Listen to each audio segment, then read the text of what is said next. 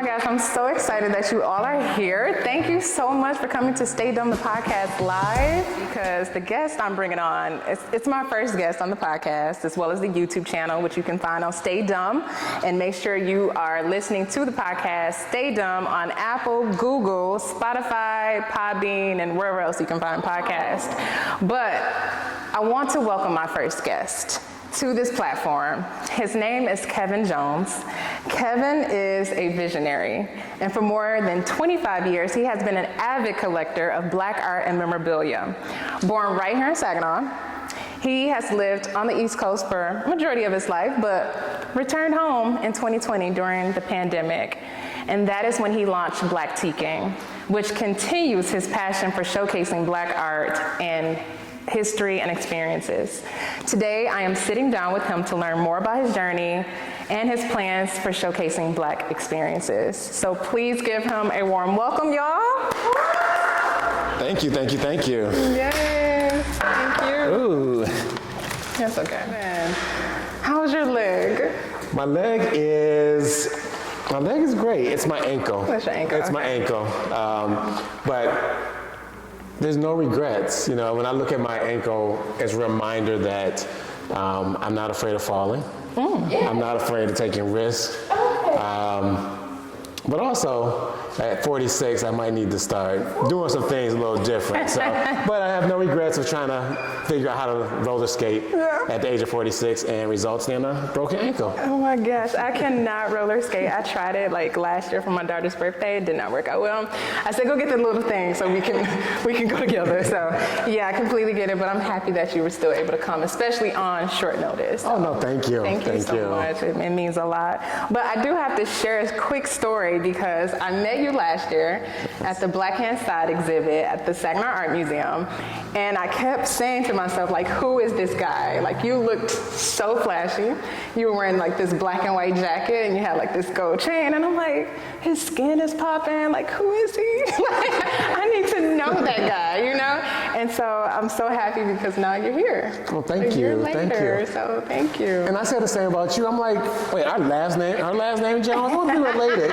Because you were, you know, when I learned about you after coming back to Saginaw, you were doing such amazing things. You were in Flint doing a fitness activity. You had the networking event, the Stay Dumb networking event that I attended. One of the artists in the Black Hand Side, Trell Frazier, yes, he was my participating. friend. Yeah, and he told me about it, and I knew I wanted to have a business, and so I felt like this would be a good networking opportunity. But I was blown away by the information that was shared that evening, and it really kind of set a trajectory for the work that I'm doing now, for the media attention that I'm getting. So I really think about you, I think about that event, I think about the folks you brought together, and how that's propelled me to not only launch Blactiquing, but also to have a museum of Black experiences, or a MUSBE, the museum name. That is so awesome. Thank you for coming too. So I'm excited for this conversation. But you brought up Blactiquing, and I think it's a cool name. So talk about what it means and why did you call it that? Yeah, so I define Blactiquing as the intentional act of collecting, preserving, and exhibiting stories of Black experiences based on the items that I find in antique shops. So how I came up with the name, you know, it was during COVID, 2021, you know, and you know, by that time, my job had sent everybody home. You know, we were totally working from home, and working from home for me meant I had my devices. I could go to the antique shop because won't nobody be in there, you know, spreading COVID.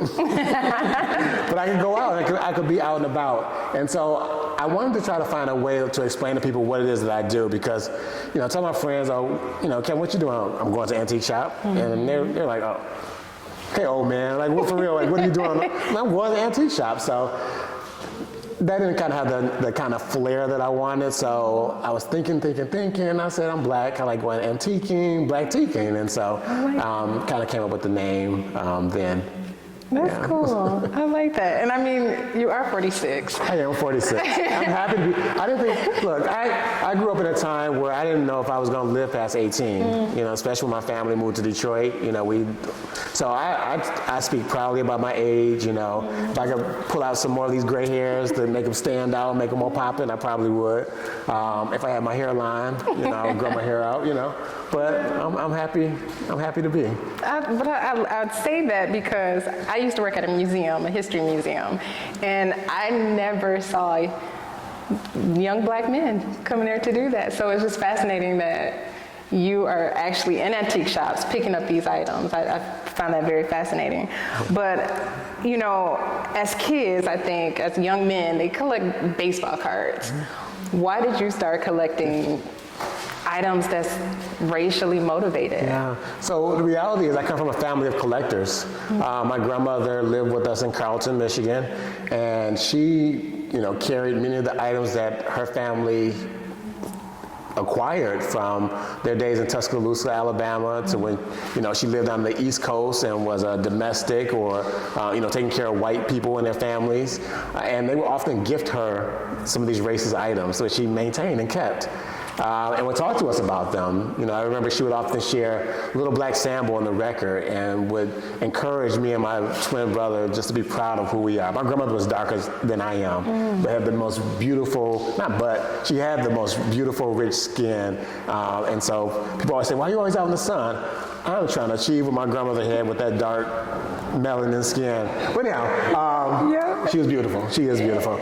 But, so she was a collector, and I saw all the things that she collected. But we also collected baseball cards. You know, we collected a number of different things as kids. But as I got older, I think there was that longing to have those, you know, creature comforts around me. And so for me, that meant having items about black people. And often, I think the other reason is because I often exist in places where, and I often have to interact in places where I might be the only black person. Quite often that's the case with some of my work and some of my travels. And when I go to the antique shop, I kind of feel like those long black items are kind of like me.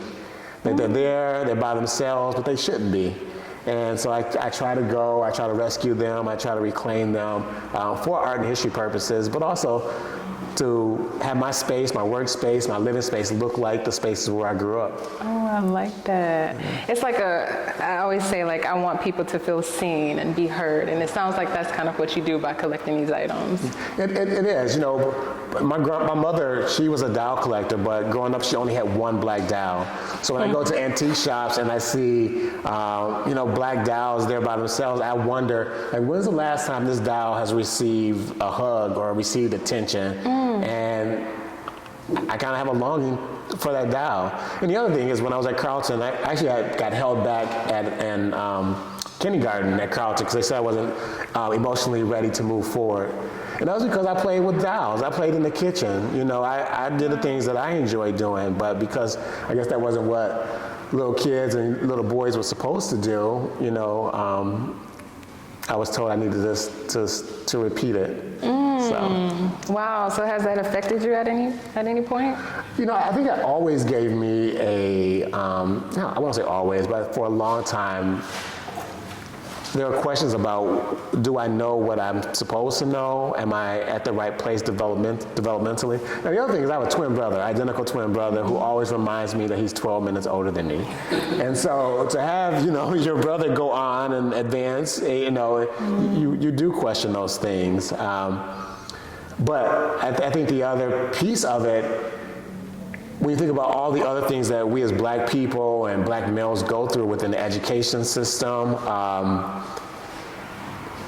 it causes you to question certain things. And I think that's also one of the reasons I became an overachiever in school, you know, of, you know, achieving a lot to show that I can do it.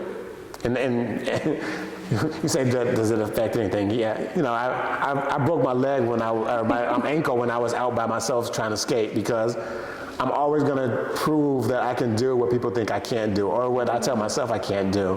And so I try to put myself in those trenches. And sometimes it results in a fall, and other times it results in a new museum, you know, so. Yes, I love it, taking risk. I talked about that in a podcast that you guys need to listen to, Creatives and Anxiety, but you took a risk, and I like it. Okay, we're gonna go back to that because I'm gonna come up with a different question. But with the items that you have collected, have you received any backlash for it? So I receive backlash in different forms. And so one is, in order to receive backlash, I have to put the items out. I have to display them. I have to exhibit them so that people can see what I'm collecting. When I came to Saginaw, and in 2021, I did a pop-up exhibit of about 2,600 items that I had for my collection. And some of the backlash was related to some of the traumas that we've experienced as Black people. So whether or not it was people, Black people not wanting to see some of the horrific ways in which white people portrayed us, or specifically Black women, talking about the ancient mama character and why that's offensive. And I would say what I appreciate about being able to get that feedback and expose myself for that feedback is that I can learn different perspectives. So I don't have the perspective of a Black woman who has had to have those stereotypes about, that ancient mama or the mammy represented. When I think about the mammy, I go back to think about my grandmother who worked in white households, who served in many ways that capacity, but being a very strong woman. So I have to be mindful of how do you present this information, or how do you present these items in a way that aren't triggering or recasting traumas that we're trying to deal with. I also think there's some pushback from white people specifically when I talk about my interpretation of these items. So I don't, often I go to an antique shop and I'll hear different types of comments. One comment will be, "Oh, Black people should accept these. This is your history." And I'm thinking, this ain't my history. Right. And if it's my history, why you got it? Like, why are you trying to sell it to me? Right. And so I think white people get offended when I push back on that and say, no, actually, this is your history. These items represent white people's obsession with Black people. I like that. And so that's what this is about. Now I think inside where there's some internal pushback for myself is that when I look at those items, I try to imagine who was the Black person that they created this item after. And I try to relate to that person or those people. And so from a spiritual point, I always pray that my ancestors would take me to that place or to those people that they try to make this character or this caricature after, so that I can give them words of affirmation. I can bring them into my home, in my space of peace. I can bring them into my network, which tends to be a very loving network. But the pushback inside is like, should I be doing this? Am I making more white people rich by going to antique shops, buying these items? So there's some conflicts for me. So how do you get through those conflicts? How did you overcome them, or have you? I think about my love of education, my love of art, my love of using the form of using dialogue as a way of achieving justice. And so I believe that by pulling those items together, I'm doing those things. Since meeting, going back to last year, the event last year that you hosted, someone mentioned, about developing a TikTok. And I went ahead and took a chance. So I thought I was done at the Facebook. I was like, okay, I'm gonna go ahead and get Instagram. I'm not getting Snapchat. I'm not doing all these things. But eventually someone said, you gotta have TikTok. And I'm glad your panelists said that, because that propelled me into a new whole audience of people that just wanted to get rid of their grandmother's racist items, or their father's racist items, or their ex-husband's racist items. I've received 2 bill of sales for enslaved Africans. The types of items that I'm receiving, tell me that I'm doing the right thing, because I want to present this to, mostly to our people, to Black people, but I also want to present these items to, a general audience. I want people to have a greater appreciation for Black people, and for Black culture and Black experiences. So at the end of the day, I believe that I am doing the right thing, and I don't question that as much, but there are days where it's hard, because I'm sitting there reflecting on some of the most horrific items. I open up my office and I see those items. What has been the most horrific one? The bill of sales. The bill of sales are the most horrific, because with them. Aunt Jemima, Uncle Mo's salt and pepper shakers, or some of the little black Sambo dolls or books, I can cast those off and say these are fake, these are fictitious. This is created in the image of someone. When I look at that bill of sale, I know that there was several people involved in a transaction of a human. That bill of sale had not only the person that was buying, but also the person that was receiving the property or this enslaved person. They also often had to go to a notary, so a third person. These items these bill of sales have been kept in white households, so families have now taken these bill of sales of these nameless persons and have passed them on to each other. So when I think about that's hard for me, and I'm grateful for those white families who saw fit to ensure that it was in a place to be well taken care of, and that's how the two families framed it. But I also think about who else has these items, because we know there are lots of exchanges of humans, and what are they doing with them? And are they keeping them as a shrine? Like, what are they doing? So for me, the bill of sales are the most horrible things that I've come across, the things that I'm most gracious for, but it's also the thing that will cause me to stop and just say, you know what? I'm mad right now. I'm angry right now. I'm emotional right now. And I'm not going to look at these other items. I'm not going to an antique shop. Don't catch me on the wrong day on Twitter, or I'm sorry, on TikTok, because you're gonna get my truth about how I feel about these items. In some of those spaces, people present the items and the history in a particular way that I can't appreciate, and I know my ancestors would not want me to appreciate. Yeah. And so, if you go to my TikTok page and you'll see.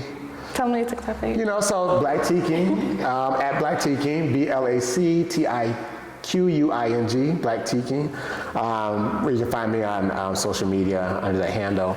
But, people often will present the items in a particular way that's triggering, or that they are, and this is mostly I'm talking about white people,